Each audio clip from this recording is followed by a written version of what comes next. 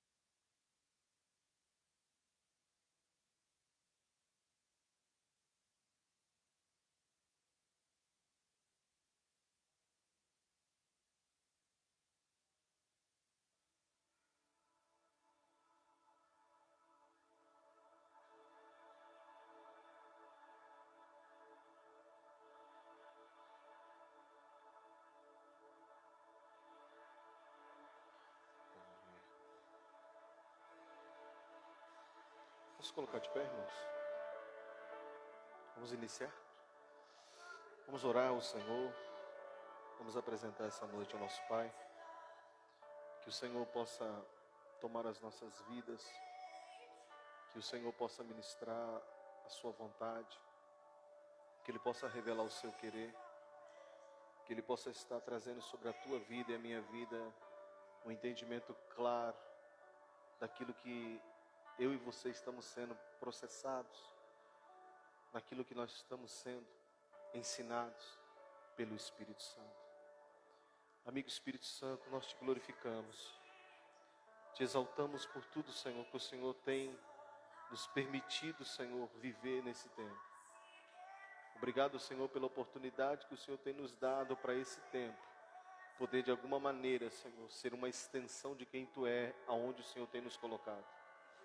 São dias difíceis, sim, mas é um privilégio poder ser parte do teu corpo aqui na terra e poder, Senhor, ter uma palavra de ânimo, poder, Senhor, ser um instrumento de justiça na vida de algumas pessoas. Eu te louvo, Senhor, pela igreja que o Senhor tem levantado nesse tempo.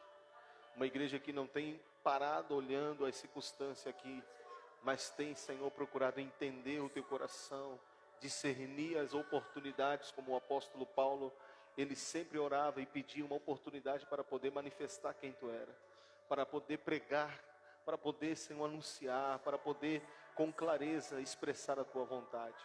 Que nessa noite, Pai, o Senhor possa estar falando conosco, ministrando nas nossas vidas, Senhor, gerando em nós entendimento, graça, para que nós possamos sair daqui, Senhor, renovados. Senhor, em nome de Jesus Cristo, eu te louvo, eu te agradeço, Pai. Eu coloco essa noite, eu coloco os meus irmãos que estão, Senhor, conectados conosco, através, Senhor, meu Deus, das redes sociais, que o Senhor também esteja, meu Pai, ministrando em suas vidas, derramando sobre eles, meu Deus, uma porção de graça, uma porção de sabedoria, Pai. Que o teu nome seja engrandecido, que o Senhor nessa noite possa, Senhor, revelar as profundezas, Senhor, dos mistérios de Deus, que é Cristo em nós, a esperança da glória. Eu te louvo, Espírito Santo, e obrigado por essa palavra, obrigado por tudo aquilo que o Senhor já está fazendo no nosso meio, em nome do Senhor Jesus. Amém? Glória a Deus. Pode sentar, fica à vontade. Nós queremos tomar esse culto, pela oportunidade que estamos tendo de se reunir, de podermos ser breve, objetivo, para que nós possamos continuar crescendo. Liga a luz aí para nós, gente. Liga a luz aí. Você que trouxe a tua Bíblia, abra comigo o livro de Tiago, capítulo 1. Tiago, capítulo 1. Tiago, capítulo 1. Nós vamos falar nessa noite sobre uma diferença sobre a tentação e provação. Porque muitas das vezes você está sendo provado e você acha que está sendo tentado. E muitas das vezes você está sendo tentado e acha que está sendo provado. Basicamente, muitos desconhecem a diferença de um de outro. Mas há uma clareza muito grande nessa noite. A tentação, ela vem para matar a tua fé. E a provação vem para te levar a crescer em fé. Então nós precisamos discernir o nível de ataque que tem vindo sobre a tua vida e sobre a minha vida. Esses são dias em que muitos estão sendo tentados a abandonar a fé, tentados em não crer mais em Jesus, em professar com a boca, mas o coração está longe.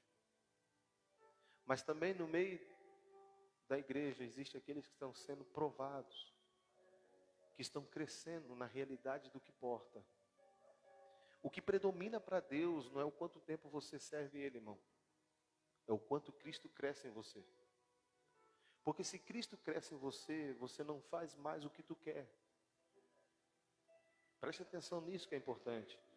A nossa mente religiosa, por muitas das vezes, foi infiltrada tanta religião. Eu estou 20 anos na igreja, eu estou 10 anos na igreja, mas o quanto Cristo cresceu, porque o apóstolo Paulo, ele tinha isso muito claro. Ele diz que foi dado os 5 ministérios para que todos cheguem à estatura. Quando ele está falando de estatura, é uma medida de varão perfeito. E o varão perfeito, e a medida é quem? É Cristo. Agora, uma igreja imatura é uma igreja que ela não está procurando saber qual é a vontade de Deus para ela se submeter. Ela quer usar Deus para realizar a sua vontade.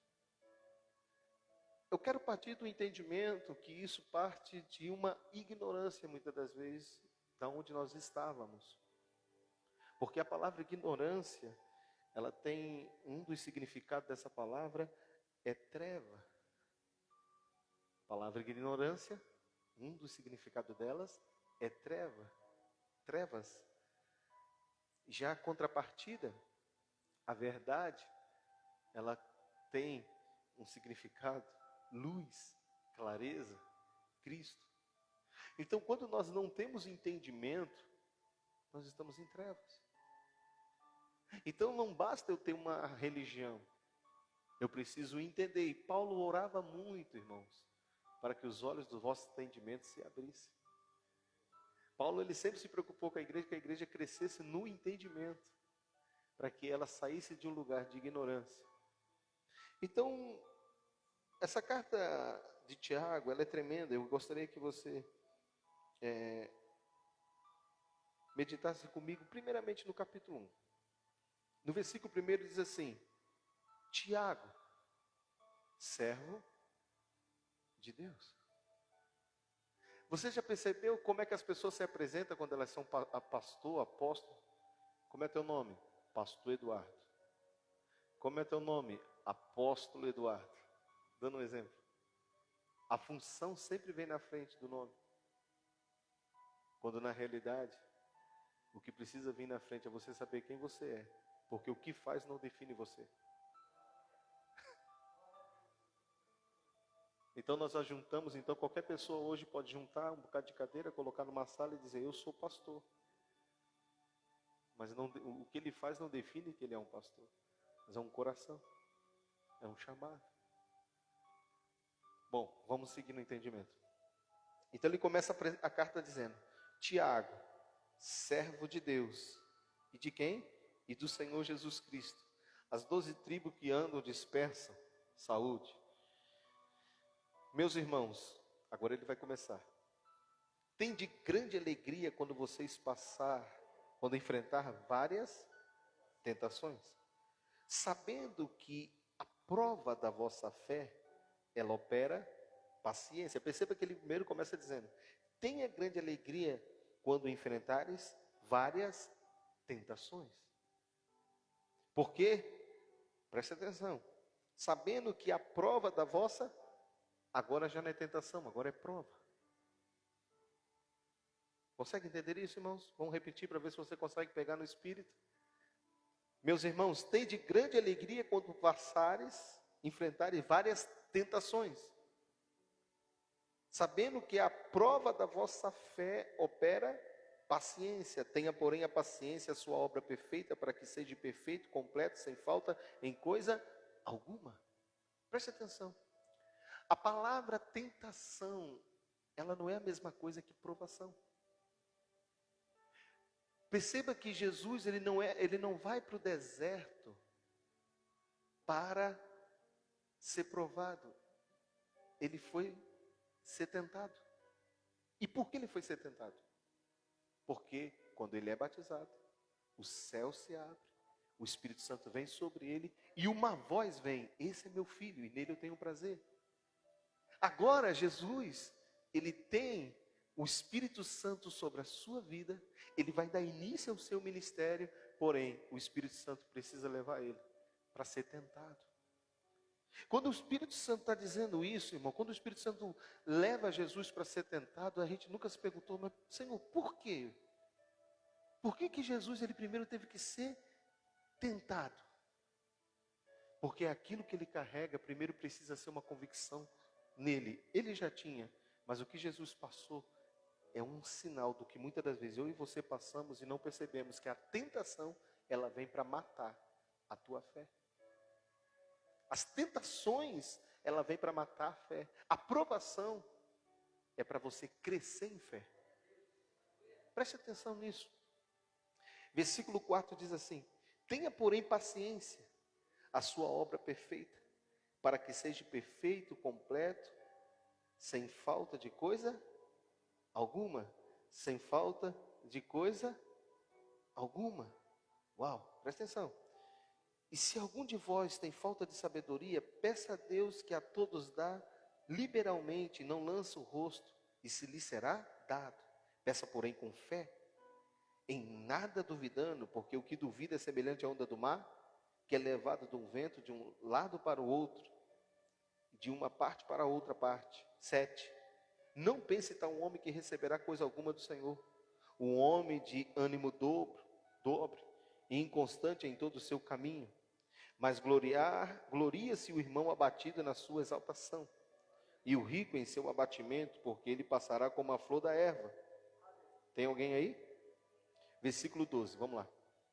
Bem-aventurado o homem que suporta a tentação, porque quando for provado, ele recebe a coroa da vida, a qual o Senhor tem prometido aos que amam.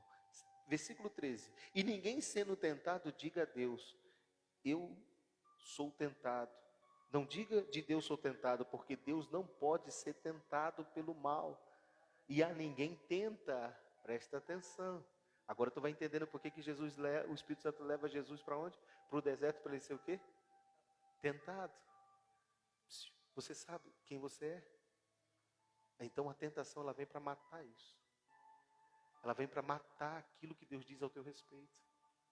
A tentação ela vem para matar a tua identidade. E é por isso que a Bíblia diz aqui no versículo 15. Depois de haver a concupiscência, melhor, vamos pegar o 14. Mas cada um é tentado quando atraído, engodado pelas suas próprias. O que diz aí? Concupiscência. Na minha diz concupiscência, mas alguma diz o quê? Vontade. Concupiscência significa o quê? Agora você vai perceber por que Jesus foi tentado. Por quê? Porque ele está 40 dias. Depois de 40 dias, o que ele teve? Agora o diabo vai fazer o quê? Vai usar a fome de Jesus para fazer ele. Se tu és o Filho de Deus, se tu é o que Deus disse que tu é, prova. Esse é o problema da igreja. Ela quer provar quando ela não tem convicção de quem ela já é.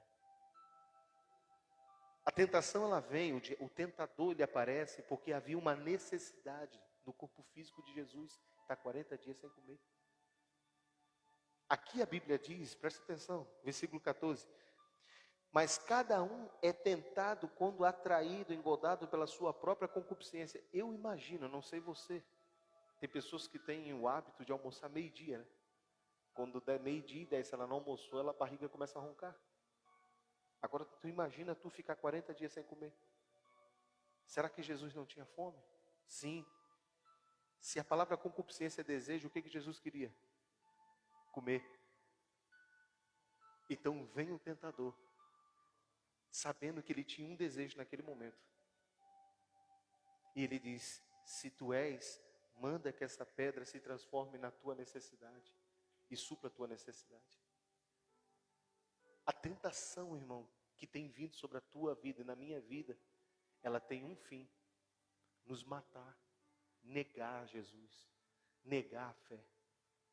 Mas a provação é um âmbito diferente. As guerras que às vezes a gente está atravessando, que a gente fala, pastor, o diabo está se levantando. Provação é para você crescer, porque assim como o ouro passa pelo fogo, ele é provado para ser atirado do ouro o melhor. A questão toda, irmãos, é que nós não queremos ser provados, porque a provação tem a ver com o que Deus quer fazer através da tua vida. Ele quer que você cresça. Mas preste atenção que eu vou te falar. O crescer que Deus quer que você tenha é de uma realidade do que tu porta. Porque a guerra do diabo é, tu é uma infeliz, tu nunca vai ser feliz, tu nunca vai ser ninguém te escuta, tu não dá certo. O diabo vai trabalhando na tua mente, na minha mente dessa maneira, pelos resultados que não estão acontecendo. Só que à medida que eu vou sendo provado, eu vou crescendo aonde? Em fé. A fé é uma certeza daquilo que eu não vejo, irmão, mas que eu sei que habita em mim, Cristo Jesus. Quanto mais eu vou sendo provado, e mais eu permaneço em obediência, mais a realidade de Cristo cresce em mim. Consegue entender isso? Só que muitas das vezes, o processo ele começa primeiro como que? Aí você vai ver porque que tem tanto pastor caindo em pecado, na prostituição. Por quê? Porque o pastor, o líder, primeiramente ele é o quê? Tentado a fazer o quê? A morrer espiritualmente. Porque depois que ele morre espiritualmente, ele ainda continua subindo em cima do altar e continua pregando, só que já está morto. Então agora ele pode até dizer assim, cara, eu estou aprendendo, eu estou crescendo em fé. Se você quer crescer em fé, não focalize a fé para ganhar e conquistar alguma coisa. Focalize a tua fé para que cada vez mais algo que está em ti é real. A vida que está em você, ela é real. Por mais que a batalha venha na tua mente, por mais que o inimigo sopre de um lado, se Deus é contigo, por que tu está passando por isso? Se Deus é contigo, por que está acontecendo isso no meio dos teus filhos? Se Deus é contigo, Ele fez isso com Jesus. Se tu és, prova que tu é. E Jesus diz, está escrito. Está escrito. Preste atenção, irmão. A única coisa que a arma que Jesus ele usou contra Satanás no deserto, na sua tentação foi, eu tenho uma necessidade, mas o que prevalece é o que está escrito. Eu estou triste com essa situação que está acontecendo, mas eu estou preso numa palavra, porque está escrito. Então a maneira que Deus, Ele muitas das vezes permite nós sermos tentados, é para que nós possamos, com convicção, sair daquele momento de provação, o Deus poder olhar para mim e para você e dizer assim, olha, eu permito você passar por isso, Eduardo, porque você agora já sabe quem eu sou, você tem condições de dizer não para a sua carne, não para a sua vontade, permanecer. Ninguém vai permanecer, irmãos, na presença de Deus por uma obrigação. Todos que vão permanecer na presença de Deus foi porque um dia foram tentados, mas escolheram amar a Deus, ficar com Deus e negaram-se a si mesmo. Então, se nós não estivermos dispostos a negar a si mesmo, então nós não vamos ser provados, porque a prova é para que nós possamos crescer em fé. Cada vez que eu sou provado, tem até uma canção que diz assim, cada vez que a minha fé é provada, tu me dá a chance de crescer um pouco mais. Cada vez que a tua fé é provada, porque a única coisa que é provada em você é a convicção de daquilo que você diz que tem. Não, amado, por favor. Um dia eu fui católico, eu não sei você. Um dia eu andei com o crucifixo de Jesus. Um dia eu tive imagem de Jesus na parede. Um dia eu tive uma fé no que eu via, no que estava pendurado no meu pescoço. Só que agora não tenho crucifixo, não vejo ele na parede. E agora Deus diz, não tenho outra opção a você, a não ser você ter uma clareza do que eu estou dentro de ti e estou vivo. Então essa é a diferença. É que quando nós agora não precisamos ver, talvez você está vivendo um momento que você diga assim, cara, mas eu não estou vendo nada, pastor, na minha vida. Calma, quem sabe você está sendo tentado. Tentado a negar Jesus. Tentado, talvez, como eu falei aqui na oração no início, talvez nesse tempo de coronavírus, quantas pessoas estão sendo tentadas a negar Jesus com a sua incredulidade? Quantos estão sendo negados, estão negando Jesus com um posicionamento contrário, onde deveríamos permanecer firme, independente do que aconteça, não muda quem Deus é soberano, Deus conhece todas as coisas. Hoje teve uma irmã na minha casa que ela foi viajar, foi para outro estado. Foi boa, a despedida foi muito legal. Eu falei assim, olha, não sei se tu vai voltar, porque pode ser que tu pegue corona e morra lá. E se caso tu voltar e eu não estiver aqui também, fica tranquilo. Na eternidade a gente se encontra. Que despedida legal em plena pandemia. Porque nós não estamos aqui colocando a morte, irmão, entre nós como um obstáculo. Ainda o que vai prevalecer é a vontade de Deus. Se eu precisar partir, meu tempo acabou, eu vou partir. Mas se não é meu tempo ainda, fica tranquilo. O que eu quero dizer para você é que nós precisamos aprender o que é tentação e o que é provação. A tentação é levar nós a negar a nossa fé. É fazer com que nós venhamos blasfemar com atitude, com gesto. Então o que Satanás queria ali com Jesus? Se tu és, mostra que tu és. Jesus disse, não, está escrito. Nem só da minha necessidade eu vou viver. Ele disse assim, está escrito, nem só de pão o homem viverá. Talvez a tua necessidade não é pão. Talvez a tua necessidade é ser amada. A tua necessidade é ter uma pessoa do teu lado. A tua necessidade, quem sabe, é alguma coisa que está aí faltando para você. Não é comida a tua necessidade. Mas só que quando você se volta e diz, Deus, eu precisaria de uma pessoa, eu precisaria de hoje um recurso, mesmo não tendo tudo isso. Eu entendo o que Tiago fala nas suas escrituras. Venha comigo. Versículo 15. Depois de haver a concupiscência, ela sendo concebida, olha só. Depois do meu desejo, vamos pegar aqui um exemplo. Depois do meu desejo em ter dinheiro, em ter uma pessoa, enfim. Quando esse desejo ele é concebido, quando eu coloco isso acima da vontade de Deus, eu dou luz ao pecado. Pastor,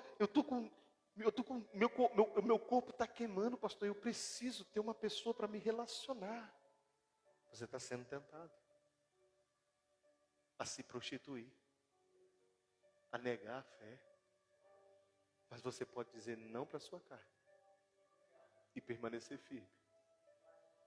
E aí, então você entra num processo de provação. Porque agora a sua fé está crescendo em Cristo Jesus. Sabe por quê? Porque o texto vai lá isso, presta atenção. Vamos voltar no 15. Depois de haver, a palavra concupiscência significa desejo. De repente, algumas versões como NVI fala isso. Havendo o desejo, a concupiscência concebido, ela dá luz ao quê? Dá luz ao quê, Rafael? Ao pecado. E sendo consumado, viu como o pecado primeiro nasce aonde? Depois é consumado. Depois que eu vou consumar aqui fora, gera morte. Presta atenção.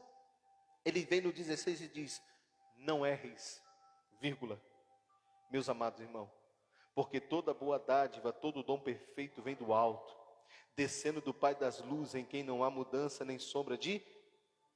Segundo a sua vontade, Ele nos gerou pela palavra da verdade, para que fôssemos como primícias das suas criaturas. Portanto, meus amados irmãos, todo homem seja pronto primeiro para ouvir, tardio ao falar e tardio a se irar, porque a ira do homem não opera a justiça. Não opera a justiça? Não opera a justiça? Agora, versículo 23. Porque se alguém é ouvinte da palavra e não é cumpridor, é semelhante a um homem que contempla ao espelho o seu próprio rosto natural. Porque se contempla-se a si mesmo e vai-se, e logo esquece de como era. Meu Deus. Quando a Bíblia diz que Cristo é a imagem do Deus invisível, Ele está dizendo assim, aquele que ouve a palavra. Meu irmão, Ele não está falando só daqueles que estão sentados numa igreja ouvindo a palavra que você está ouvindo. Ele está falando assim, quando você sabe o que eu quero, porque eu já falei o teu coração, e você não coloca em prática o que eu quero, você perde algo que é a imagem do Deus invisível que está em você. Quando você perde a imagem, porque presta atenção, já ensinei isso aqui para você. Gênesis diz, vamos fazer o homem conforme a nossa imagem e conforme a nossa semelhança. Colossenses, Paulo vai dizer o quê? Cristo é a imagem do Deus invisível. Volta lá em Gênesis, deixa eu te mostrar isso aqui de novo. Nós aqui passamos uma prova, quando chega a hora do culto, começa a entrar um cheiro de comida aqui dentro da igreja. Mas vamos ficar firmes em nome de Jesus. Aleluia.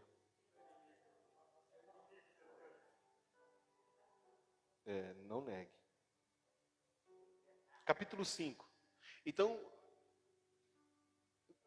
acabei de falar aqui para você, quando Deus diz, vamos criar o homem, Ele diz, façamos o homem conforme a nossa imagem, conforme a nossa semelhança. Amém? No capítulo 5, ou seja, o homem cai no capítulo 3, diga, no capítulo 3. Diga, no 3 o homem caiu. Aí vem Jesus e vem nos ensinar, Pai, Filho e Espírito Santo. No 3, depois da cruz, Ele não ressuscita. Mas no capítulo 3 o homem cai. Agora no capítulo 4,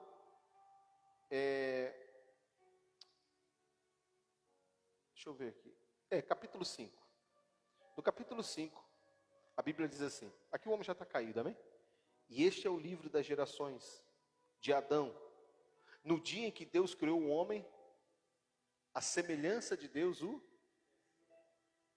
a imagem aqui sumiu, porque ele diz, vamos fazer o homem conforme a nossa imagem, e conforme a nossa, aqui imagem já não aparece, continua. Homem e mulher criou, e os abençoou, e chamou o nome de Adão, e no dia em que foram criados. E Adão viveu 130 anos, presta atenção, e gerou um filho, à sua semelhança, e conforme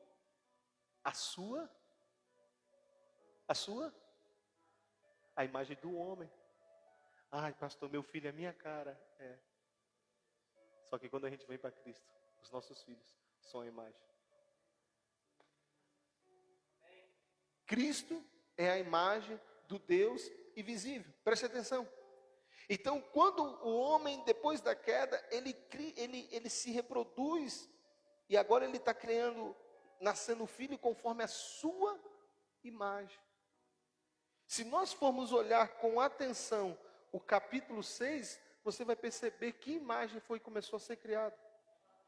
Capítulo 6. E aconteceu que, como os homens começaram a se multiplicar sobre a face da terra, lhe nasceram filhas.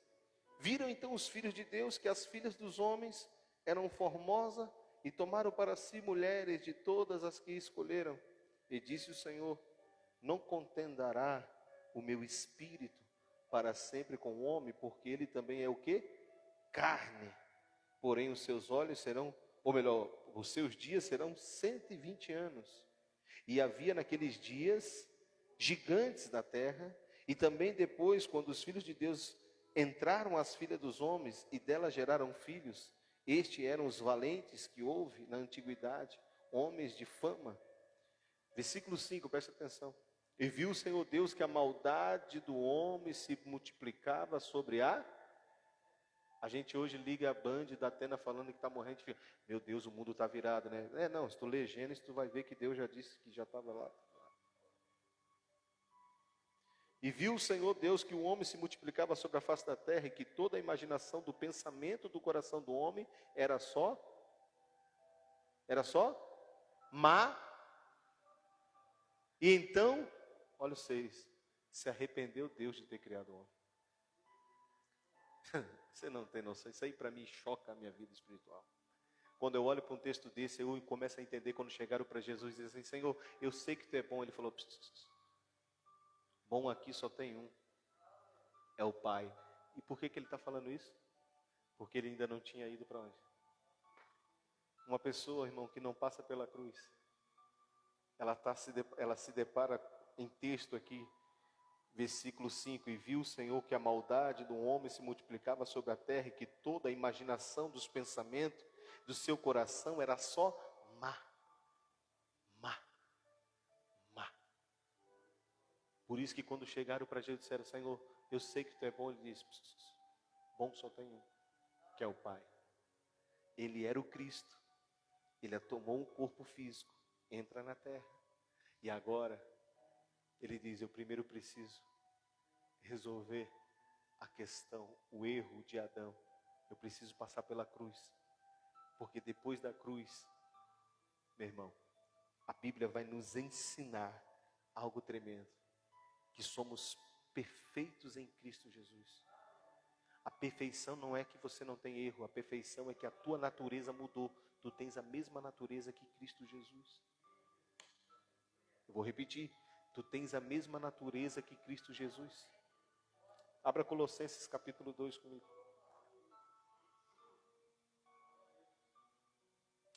Tem alguém aí? Colossenses. Quando a gente fala essas coisas, as pessoas podem dizer, pastor, isso é muita soberba. Porque não existe ninguém perfeito. Perfeito só tem um, que é Jesus. Tá, beleza, eu concordo com você. Vou concordar contigo. Só que a minha pergunta é, você está onde? Se você está em Cristo, você não é perfeito? Eu não estou falando de não ter erros. Eu estou falando que a tua natureza é a mesma da dele. A questão toda é que a gente prefere pensar assim, ó, eu sou pecador, então você responde com o teu corpo aquilo que você pensa que você é. Aí a gente começa a usar aquelas frases, pastor, a carne é fraca. Não, você tem um desejo. A sua carne está desejando aquilo que Deus não quer. Cabe a você dizer não para esse desejo. E sabe onde é que começa essa linguagem aqui? Quando Caim mata Abel. Deus chega para Caim e diz assim, Caim, o pecado bate na porta. Cabia a você repreender esse pecado. Cabia a você resistir. Mas você não resistiu e matou seu irmão. Sabe, irmãos, a gente não pode ficar usando desculpa para permanecer pecando. Por favor, vamos sair daqui hoje dizendo, Deus, obrigado pelo sacrifício, porque o Senhor me fez santo como Tu és santo. Só há um meio de ser santo. Suponhamos que Cristo está aqui, e eu estava aqui morto no meu pecado. Ele me purificou, e Ele me pegou, e me colocou nele. Agora, quando eu estou em Cristo, eu digo que eu sou pecador, Jesus olha para mim e diz assim, tem certeza que tu está onde tu deve estar? Porque é impossível você estar em Cristo e permanecer com o mesmo comportamento. Mas qual é a dificuldade? A mente. A nossa mente que é trabalhosa. Eu tenho ensinado isso aqui falando de molde. Meu avô foi sapateiro. Eu tive o privilégio de trabalhar na sapataria quando era pequeno com ele. E lá no Rio Grande do Sul, ele fazia bota de gaúcho. Então ele tinha um molde de madeira, os pés, 41, 42, de madeira. Então ele pegava o couro e saía pregando no molde e ia esticando ele. E deixava ele por um tempo, em um processo ali que ele passava com os produtos para aquele couro ir fazendo o molde do pé. Quando ele tirava depois de um tempo aquele molde de madeira, então ele vinha e colava o solado, e ali começava a se formar uma bota de gaúcho. Ele fazia bota. Preste atenção. Hoje, dentro do cristianismo, eu entendo quando Paulo diz assim, não vos amoldeis aos padrões desse mundo. Ele está dizendo assim, vocês estavam com uma mentalidade segundo o molde do mundo. Só que agora vocês não estão mais. Só que tem um porém. Eu ainda estou pensando como eu era. E aí, Paulo vem e diz, gente, transformai-vos pela renovação do vosso entendimento. Vocês não estão mais sobre esse molde velho. Vocês não podem mais aceitar. Vocês precisam assumir um posicionamento. Vocês sabem onde vocês estão. E quando você sabe onde vocês estão, quando você sabe onde você está, as coisas começam a mudar. Primeiro aqui dentro e consequentemente muda aqui fora. Amém, gente? A dificuldade toda, às vezes, não é trazer alguém para a igreja, não é a gente pregar. A dificuldade maior das pessoas é mudar a maneira de pensar. Porque quando a gente se depara nesse lugar, a gente pensa conforme muitas das vezes, o ambiente onde tu foi criado. Um ambiente de miséria, um ambiente de pobreza, um ambiente onde tudo era difícil. Pastor, eu vim de uma família pobre, pastor, sempre passamos dificuldade, pastor, nunca tivemos dinheiro. Aí quando você se vê, a pessoa continua, não, está difícil, eu não tenho, mas Deus vai prover, eu não tenho. A mente da pessoa ainda está naquele molde. Mas quando você vai olhando para Jesus, alguém chegava e dizia assim, olha, eu não tenho nada, só 5 pães. Ele dizia, tá bom, vem cá. Obrigado, pai. E multiplicava para uma multidão de gente. Nunca esqueça que você está em Cristo. Você deve pensar como Ele pensa. Se você começar a pegar o pouco que você tem, começar a agradecer e dizer, Deus, obrigado. Isso multiplica. Uma vez eu ouvia um testemunho numa escola de pastor que eu estava. E um pastor que Deus chamou ele e disse assim, eu quero que tu vá pregar um exemplo lá em Florianópolis. Assim para você ter uma noção. Isso era no Rio Grande do Sul. E ele disse, Deus, eu não tenho dinheiro para ir lá, eu tenho a minha moto, mas eu não tenho dinheiro. E Deus disse, vai. Ele disse, Deus, mas vai gastar gasolina, não tenho, Senhor. E Deus disse para ele, vai para o posto abastecer. Aí ele falou, Deus. Ele disse, vai. Aí ele, irmãos, o pastor contando isso. Eu acredito, porque ele é um homem de Deus. Depois eu vou te contar uma situação dele. E ele disse que chegou e ficou na fila, com a moto, tinha um carro parado. Ele falou, Deus, o que eu faço agora? E ele baixou a cabeça e ficou aqui. E nisso deu um pé de vento. Sabe que no sul dá muito aqueles ventos nordeste e tal, enfim, um minuano, como nós chamamos lá. Daqui a pouco, uma folha de uma árvore parou no pé dele, assim. E a folha se materializou e virou R$100 na frente dele. Não, eu sei que vocês estão aí rindo. Porque... E ele olhou aquilo assim, ele falou assim. E Deus diz, vai, eu te mandei. Ele pegou o dinheiro. Mas eu também já vi uma pessoa no posto de gasolina com papel branco e dizendo, bota 50 e me dava para o frentista. O frentista disse, isso aqui é um papel mesmo. Não, é dinheiro. E era um papel. Eu não estou falando de desequilíbrio espiritual. Eu estou falando que se nós vivemos como Jesus vivia, ele dizia, Pai, obrigado. 5 pães e 2 peixes. Supriu. Tem muita gente que não entende que essa multiplicação, ela aconteceu porque aquelas pessoas pararam para ouvi-lo. As pessoas pararam para comer dele primeiramente, daquele que saía da vida dele. E todo aquele irmão que come dele, que vive para ele, Deus sempre vai suprir. E onde você estiver, não vai faltar nada. Sempre vai ter vida se manifestando perto de você. Aonde você estiver. Porque para Deus, eu estou todo arrepiado, para Deus, o pão que você precisa é uma alma que está ali, que está prestes a morrer, mas Deus te coloca lá e tu ressuscita aquela pessoa. Então nós precisamos só entender. Aí eu estou falando isso porque eu estava depois de uma conferência que esse pastor está pregando. E quando ele está pregando, irmãos, ele pega, mas ele é muito simples, não é, sabe? Cara simples. E ele está pregando, disse assim, gente, sinto de nós orar. E ele disse assim, acaba de descer um anjo aí. Quando ele falou, acaba de descer um anjo aí, a igreja era grande, irmão. As luzes se apagaram, fez assim, bum! E apagou e voltou. Aí ele assim, eu não sei se isso aí é coincidência ou não, mas que o anjo está aí, tá?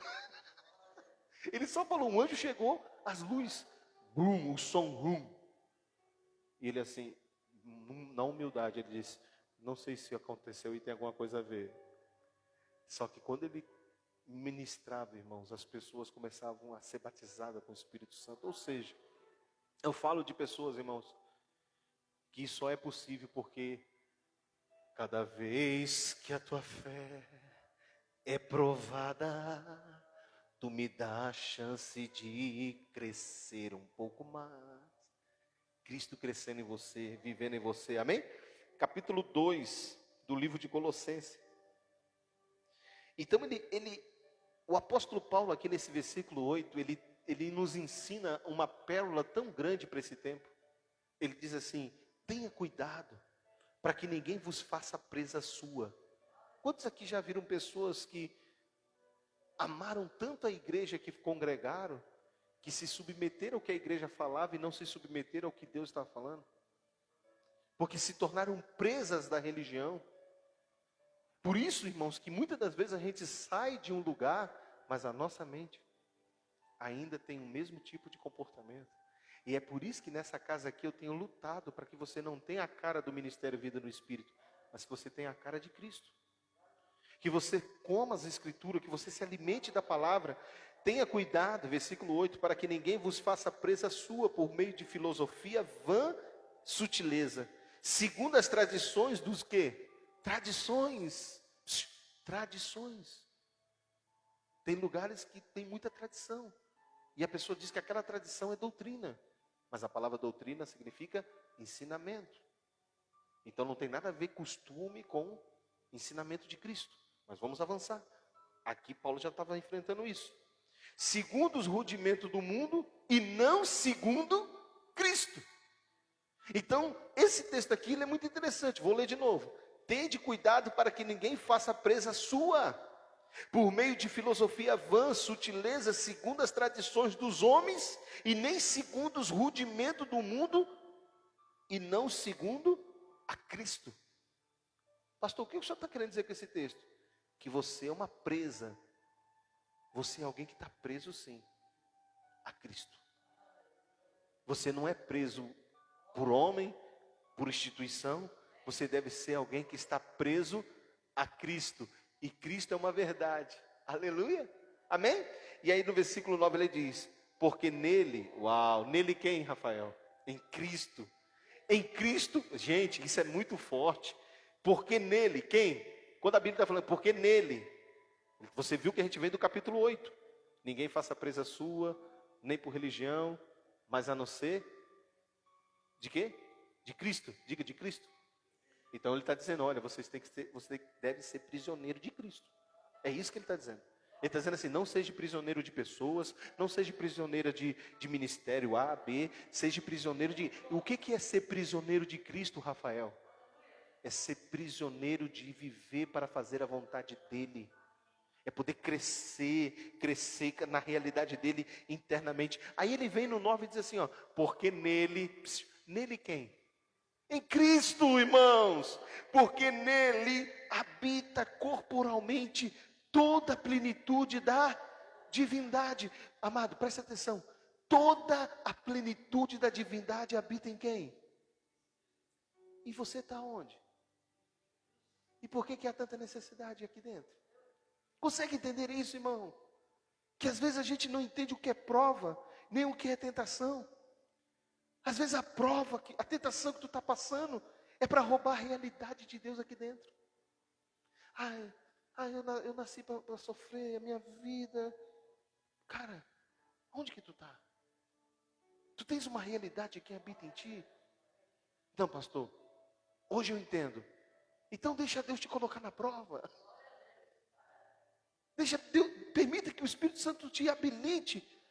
E permita que você seja provado para que você possa ir crescendo até que chegue à estatura do varão perfeito. É como se Deus dissesse assim, gente, tem coisa que tu passa.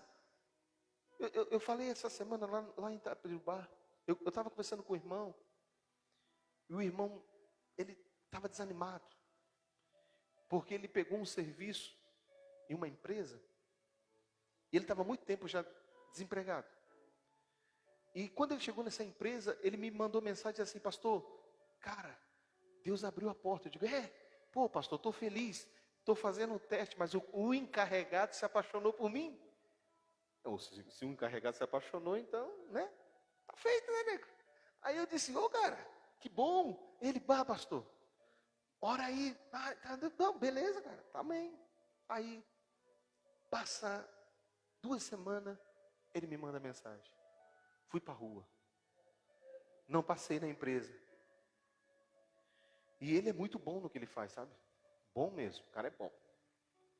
E eu assim, mas o gerente não está gostando de ti? Pastor, fui reprovado no teste de personalidade. A psicóloga me reprovou. Eu disse para ela, como assim? O que eu vou falar para minha família? Desculpa a expressão, mas ele disse assim, cara, eu estou me sentindo um bosta. Que eu não passei num teste de personalidade. Quando na realidade, eu era bom e sou bom no que eu faço. Quando ele chegou lá, ele começou a trabalhar, o pessoal dizia assim, cara, ninguém faz esse serviço que tu faz aqui não. O cara era bom mesmo, sabe, irmão? Só que agora algo mudou. Por quê? Porque agora eu senti na linguagem dele que ele está triste com Deus. E ele disse assim para mim, pastor, o que tu me diz? Rapaz, nessa hora tu vai falar o quê? O cara já foi reprovado por teste de personalidade. E eu disse, irmão, vamos confiar no Senhor? Ali, passou mais uma semana, ele foi chamado para fazer um outro teste em outra empresa. Resumindo, nessa empresa que ele estava fazendo o teste, ele ia ganhar um valor X. Na outra, dobrou o valor. E sabe o que aconteceu? Ele está prestando serviço na empresa que dispensaram ele. Só que na hora que a porta fechou, ele se sentiu um bosta. Ele se sentiu alguém que não tinha capacidade de suprir a sua família. E a gente não fala com a boca, mas no coração, a gente às vezes está negando Jesus. Só que eu aprendo, irmão, que quando isso acontece, não é uma tentação somente. Eu preciso entender. Porque se eu ver isso como uma tentação, eu posso dizer assim, cara, isso aqui está vindo para matar a minha fé, mas eu não vou negar Jesus. Fechou? Eu vou continuar crendo. E agora eu transformei uma tentação em uma provação. E sabe o que quer dizer isso? Que eu vou permanecer firme. No final, eu sou aprovado. Por quê? Porque eu não neguei. Aí você pode dizer assim, pastor, mas então ele reprovou. Não, nós estamos falando aqui da misericórdia de Deus. Ele é teu pai. Ainda que tu reprove, ele te diz, mas vou te dar mais uma chance. Só que a intenção de Deus é que nós venhamos a conhecer um texto que o nosso presidente usa muito aqui hoje no Brasil. João 8,32. E conhecereis a verdade. A questão é que conhecer a verdade não é somente conhecer a Bíblia. Conhecer a verdade é entender o que Jesus diz. Eu sou o caminho, a verdade. Então, você precisa me conhecer. Porque quando você me conhece, você sabe que as portas se fecham, mas eu não mudei. Se eu disse que eu estou contigo até o final. Então nós vamos ficar juntos aqui. O pau vai pegar, mas nós vamos até o final. E é desse lugar que eu estou falando, irmão. É desse lugar que eu estou percebendo que a gente precisa entender. Tem coisas que vêm para matar a nossa fé. Esse irmão, ele permaneceu, irmão. Esse irmão, ele permaneceu orando. Esse irmão permaneceu louvando ao Senhor. Mas quantas pessoas que quando passa por isso, ela desiste de ir na igreja? Quantas pessoas que passam por uma tentação e elas param e dizem, não está adiantando ir na igreja.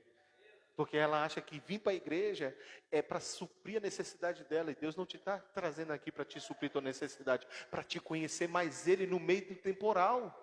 No meio da tempestade. Aí eu volto aqui a falar as experiências que Deus me deu com os meus filhos. Se você prestar atenção, Deus usa muito teus filhos para falar contigo. Pelo menos os meus, como são ainda pequenos, e está vindo mais aí, eu creio que Deus tem muitas lições para mim pela frente, aleluia. E eu disse para Deus, eu digo para Deus, eis-me aqui. Vamos aí, vamos firme. E aí, né, pastora Michele? Um dia eu saí com o Mateus ainda, era do tamanho do Caleb, com 4 anos, mais ou menos, 5 anos. E nós fomos no shopping, chegamos no shopping, o Mateus entrou dentro de uma loja chamada Marisa lá, e começou a correr no meio daquelas roupas de mulher. E eu, um pastor homem, quando vai no shopping, sabe para onde a gente quer ir, né, irmão? Praça de alimentação. Comer um lanche. Eu já entrei, minha filha, vamos lá, vamos ser... E o Mateuzinho correndo para lá e para cá. Eu só vi aqueles cabides se mexendo assim, sabe? E eu disse assim, Mateus, eu vou te deixar aí, cara. Vamos, eu falei, vamos, nega. Chama ela de nega na intimidade. Eu digo, vamos, nega, deixa ele aí. E fui lá para fora. Eu pensei comigo, ele vai vir correndo, porque ele não vai querer perder o pai dele. E ele não veio. Rapaz, eu fiquei bravo. Me deu um calorão. E eu entrei e disse, agora vou pegar ele pelas orelhas. Quando eu entro, ele vem vindo com a cara de palhaço, rindo para mim, assim, sabe? E eu disse assim, que bom de eu te deixar aqui, né? E ele falou assim, pai, eu sabia que tu nunca me deixaria aqui. Rapaz, quando ele falou aquilo, Deus disse, é isso, Eduardo. Quando você conhece o coração do teu pai, do teu Deus, você sabe que eu não vou te deixar. No meio da tua luta, da tua guerra, da tua provação, ou até a tua tentação. E o Espírito Santo toma Jesus e leva para ser tentado. E a Bíblia não fala mais nada. Onde é que o Espírito Santo estava? Olhando e dizendo, vai lá, meu filho, você sabe o que precisa fazer? Seu ministério vai começar agora. Antes de você começar a curar, você precisa ter uma convicção de quem você é, do que você já recebeu, do que está escrito a teu respeito. Todos os teus dias foram escritos, sem nenhum dele ainda existir. E se na minha e na tua história tem uma parte que vai dizer assim, ó, e vai chegar um momento que o Eduardo vai pregar e acabou, pronto. Então minha história acaba aqui. Mas não acaba porque a morte me matou, acaba porque Deus disse, acabou. Alguém está entendendo isso, irmão? Não é Meu Deus, gente, a gente vê tanta tragédia às vezes acontecer que o cara assim, não nasceu ninguém, não saiu ninguém vivo daí não, um carro esmagado e sai a pessoa lá de dentro, vivo. Né? Um caminhão agora recentemente, né? Felizmente, a mulher do cara morreu, mas o cara sobreviveu.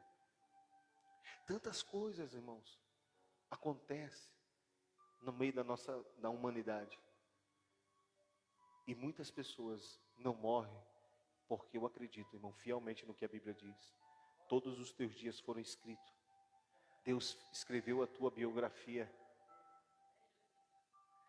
A tua biografia é quase como um filme de terror, parece, né? Mas depois ela muda. Porque quem começa a ler diz assim, meu Deus, que coisa terrível. Mas chega um dia e o Espírito Santo te chamou. E Deus te chamou pelo nome. E Deus te deu um novo nome. E sabe como é que vai acabar a tua história? Vai acabar segundo a vontade de Deus. Não é segundo o diabo. É segundo o que Deus diz. Mas para acabar segundo o que Deus diz, eu nunca cheguei para alguém, pelo menos eu nunca vi um ator pegando ali o seu roteiro e dizendo assim, patrão, isso aqui, eu não quero mais fazer isso aqui não, isso aqui está terrível. Não, ele vai. Lá no roteiro dele vai dizer assim, imagina o roteiro do Rock Balboa. Tu vai entrar no ringue e a última luta tu vai apanhar de montão. Mas no final tu vence.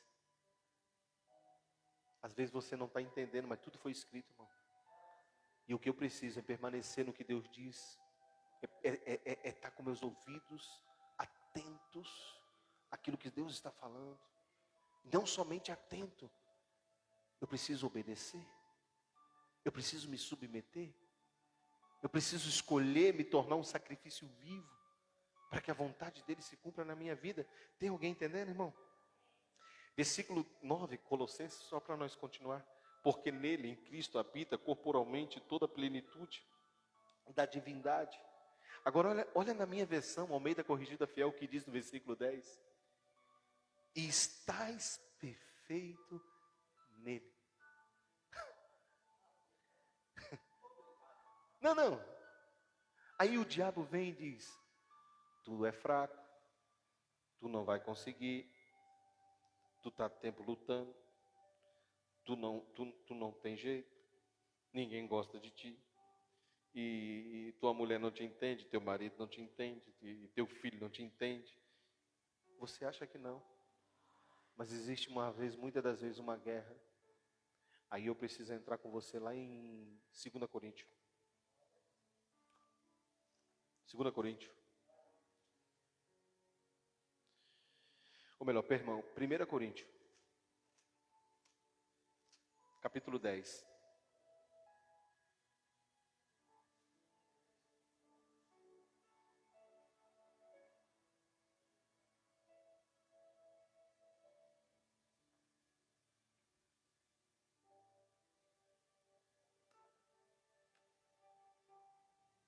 A tentação Satanás usa para matar a tua fé. Mas a provação Deus usa para que a tua fé cresça. Quando eu e você caímos no sertão da estiva, nós fomos ali para ser provados. Amém? Capítulo 10 do livro de 1 Coríntios, versículo 12 diz assim: Aquele, pois, que cuida estar de pé, olhe que não caia, ou cuide para que não caia. Não veio sobre vós tentação, senão a tentação vem para quê? Para matar a tua fé. Alguém está entendendo? A tentação vem para matar a tua fé. Ela não é uma tentação senão humana, mas fiel é Deus que não vos deixará tentar acima do que tu podes, antes com a tentação também te dará o escape para que tu possa suportar. Pastor, não estou aguentando mais. Fica firme. Se você está passando pelo que está passando, porque Deus sabe que você tem condições de passar. Ele não levou, o Espírito Santo não levou Jesus antes dele vir, quando ele veio. Então o Espírito Santo levou Jesus. Presta atenção. Jesus, ele era o quê? O Cristo, diga o Cristo. Quem que os judeus estavam esperando? O Cristo. Mas o Cristo já estava na terra. Só que a Bíblia diz que ele só se apresenta com quantos anos, ô Rafael? Com quantos anos o Cristo se apresenta? 30. Você sabe por quê? Porque na cultura judaica, 30 anos é a idade da maturidade. Enquanto você não amadurecer, o que está em você não aparece. É aqui que eu preciso entender que enquanto alguém me pisa, alguém fala de mim, alguém reclama de mim e eu fico aqui, ninguém me entende. Deus diz, pois é, a vida que está em você, o Cristo que está em você, ele só vai aparecer quando você atingir a maturidade. E aí é que nós precisamos entender que Deus anseia que eu e você amadurecemos. Pastor, de primeiro falava alguma coisa, eu ficava bravo, e agora? Não dou mais bola, está amadurecendo. Tem coisas que você passava, que te tirava a noite de sono. E agora? Não, pastor, eu ainda continuo sem dormir, mas orando.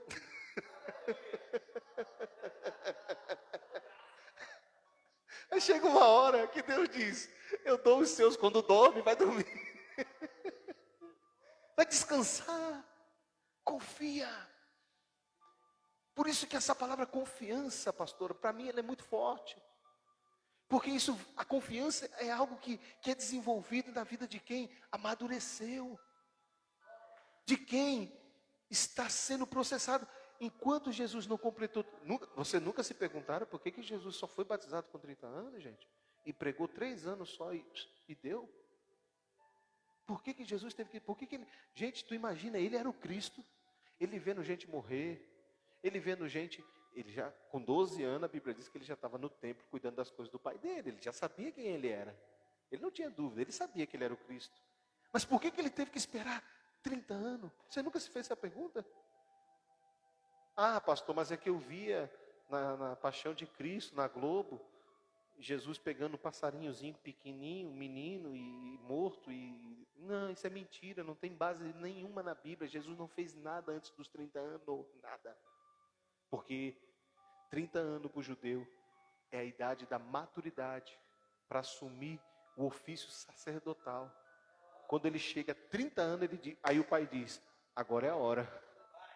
Em outras palavras, você tem a vida de Deus dentro de ti, mas enquanto você não amadurece, Deus diz, eu não posso aparecer. Mas aí Paulo vem e diz, olha, eu oro para que todos cheguem à estatura do varão perfeito. Ou seja, a igreja precisa, eu e você precisamos amadurecer, Rafael. Tem coisas que no começo da caminhada me deixava louco. Hoje, já eu consigo administrar de uma outra maneira. Porque nós vamos sendo processados, entende? Quando a gente é novo na fé, é por isso que a gente precisa trabalhar. Não é para encher a igreja, por favor.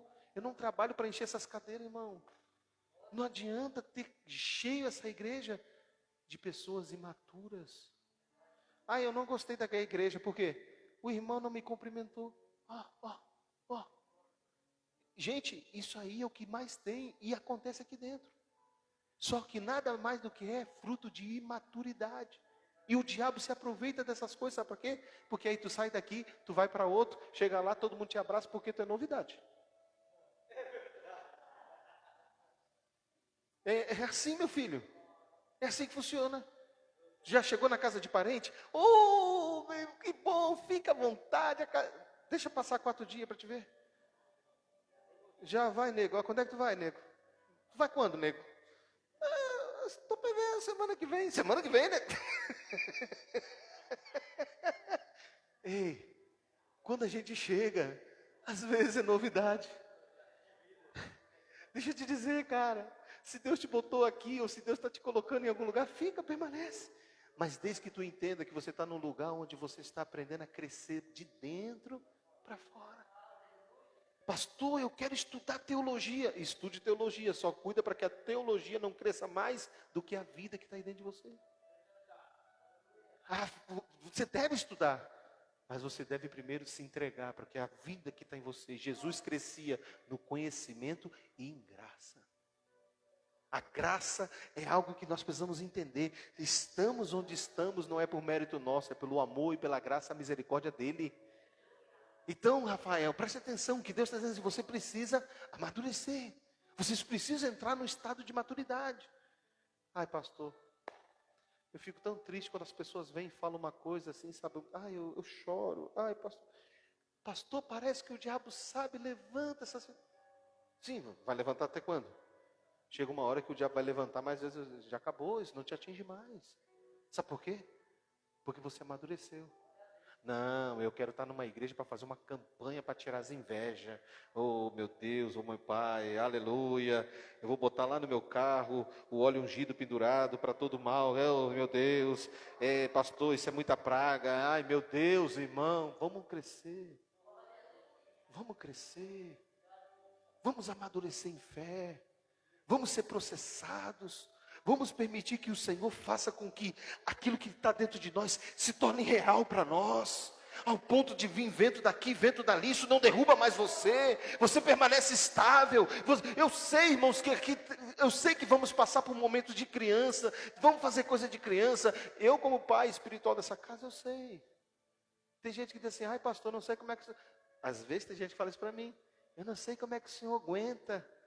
Aí eu olho e penso comigo, eu aguentei tanto você. Você cresceu. Mas agora está chegando aquele ali que está fazendo coisa de criança. É normal, meu irmão. Só não é normal permanecer nesse estado. Porque toda criança que não cresce se torna o quê? Dependente do pai e da mãe. Isso para a religião é bom. Que você seja dependente meu. E eu não estou aqui para ser teu Deus. Eu estou aqui para te ensinar a crescer.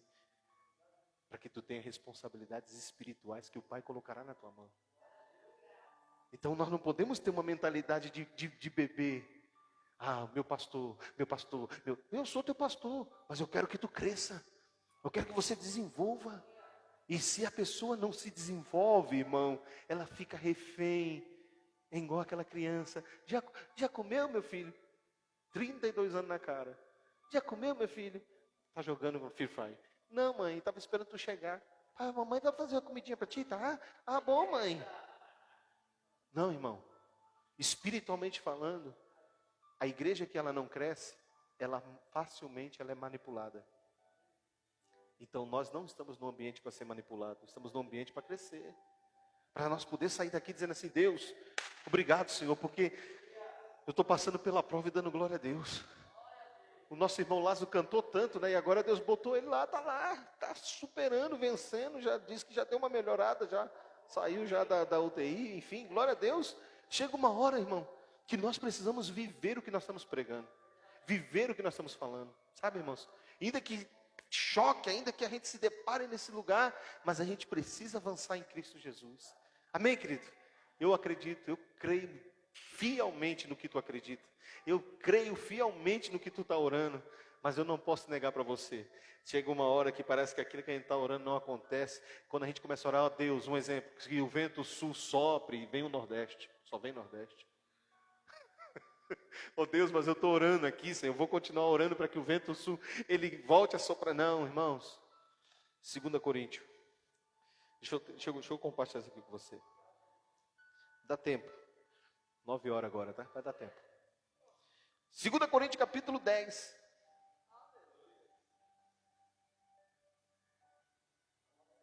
Acharam?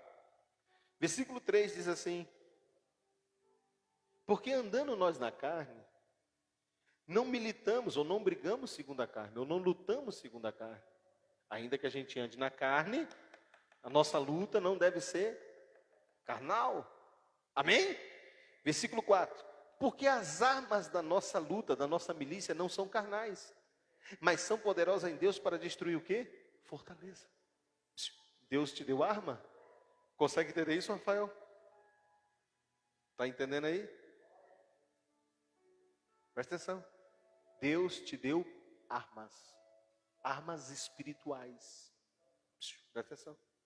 Quando a gente fala em arma espiritual,